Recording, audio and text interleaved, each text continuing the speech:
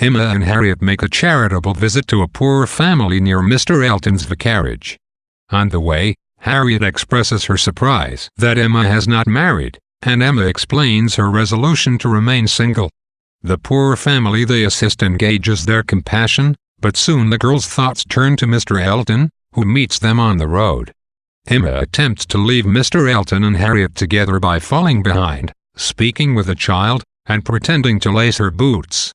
Using the need for a new ribbon to lace her boots as an excuse, Emma requests that they stop at Mr. Elton's house at the vicarage, but even though Emma contrives to leave the would-be lovers alone there together, Elton fails to show interest in Harriet. Emma considers him slow but is not dissuaded in her plans.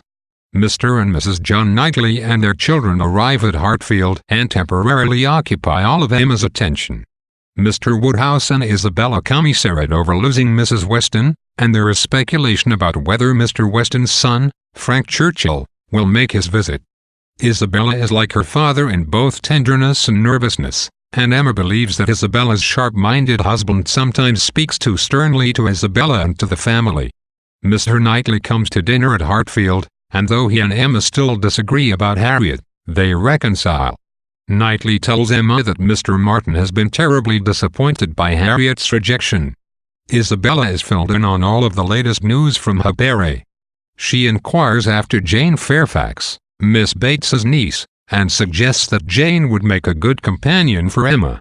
The conversation turns to Mr. and Mrs. John Knightley's decision to go to Southend, a beach resort, instead of visiting the Woodhouses in the autumn. Mr. Woodhouse advocates the advice of a friend, Mr. Perry, who is an apothecary. All the while, Isabella maintains that her doctor, Mr. Wingfield, is more trustworthy.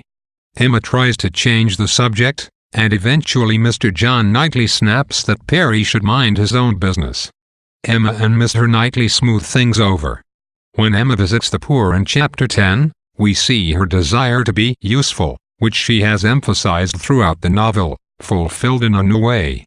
Her aspiration to be active and do good in the world is noble, especially considering the fact that her riches and her beauty might have left her content to fill her days in frivolous pursuits.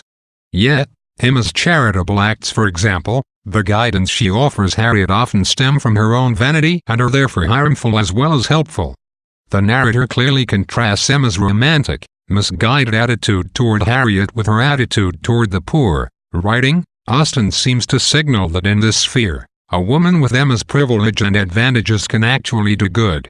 The fact that Emma displays the capacity for genuine empathy and for a usefulness that exercises her intelligence more than her vanity bodes well for her improvement.